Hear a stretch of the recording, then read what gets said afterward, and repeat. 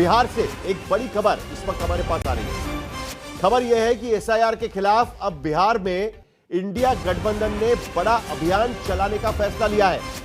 तेजस्वी यादव के घर हुई बैठक में यह बड़ा फैसला लिया गया है। राखी पूर्णिमा के बाद यानी 9 अगस्त के बाद पूरे बिहार में गठबंधन की ओर से एसआईआर के खिलाफ यात्रा रैली आयोजन करने का कार्यक्रम रखा गया है और बिहार के सभी 9 प्रमंडलों में यह कार्यक्रम होगा और इसमें शायद राहुल गांधी भी शामिल होने वाले हैं। यह भी खबर हमारे पास आ रही है। रोहित सिंह इस वक्त हमारे साथ पटना से जुड़ रहे हैं। रोहित, क्या बड़ी खबर? 12 और 13 अगस्त को सुप्रीम कोर्ट में भी सुनवाई होगी, लेकिन इससे पहले विपक्ष अब सड़क पर उतरेगा।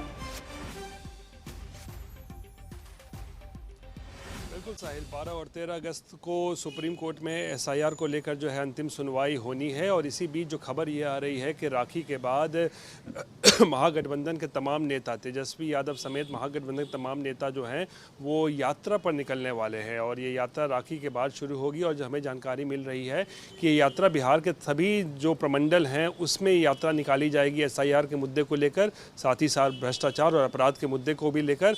और सबसे बड़ी बात यह है कि इस यात्रा में तेजस्वी का साथ देने के लिए राहुल गांधी भी बिहार आ सकते हैं और एक नहीं बल्कि बताया जा रहा है कि 3-4 दिनों तक वो तेजस्वी यादव के साथ इस यात्रा में शामिल होंगे।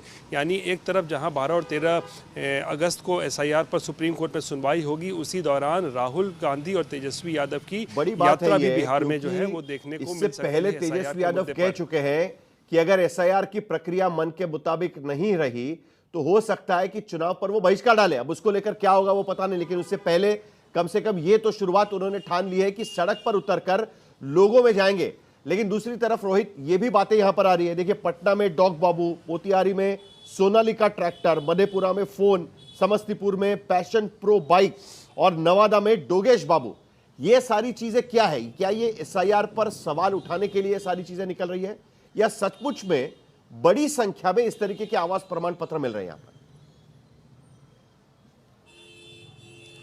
देखिए, इसको लेकर जो है लगातार जांच चल रही है और एक बात ये भी आ रही है कि क्या ये किसी साजिश के तहत एसआईआर प्रक्रिया को जो है वो एक तरीके से कहें तो उस पर सवाल खड़े करने के लिए किया जा रहा है। क्योंकि लगातार पिछले 2 दिनों में देखिए, नवादा हो, जहानाबाद हो, डॉग बाबू जो आप जिक्र कर रहे थे, सोनालिका ट्रैक्टर मोबाइल के नाम पर बन रहा है, डोगेश बाबू के नाम पर बन रहा है। तो अचानक से इतने सारे आवेदन कि क्यों इस ऐसे वैसे उल्टे पुल्टे नामों पर किया जा रहा है, इसको लेकर अब सवाल खड़ा हो रहा है। क्योंकि एक जहानाबाद में जो मामला आया डॉग बाबू के नाम पर, तो वहाँ तो जो आवासीय सर्टिफिकेट है वो तो बंद भी किया, जारी भी कर दिया गया था। तो उस मामले ने तूल पकड़ा तो उसके बाद कार्रवाई की पटना और यही बात है क्योंकि आवास प्रमाण पत्र आवेदन आए हैं, इस पूरी प्रक्रिया में जो 11 डॉक्यूमेंट्स दिए गए उसमें से एक अहम डॉक्यूमेंट की तरफ देखा जाता है। तो अगर आपके पास ये आवास प्रमाण पत्र है तो आपका नाम एसआईआर के बाद होने वाली वोटर लिस्ट में आपका नाम चढ़ जाएगा।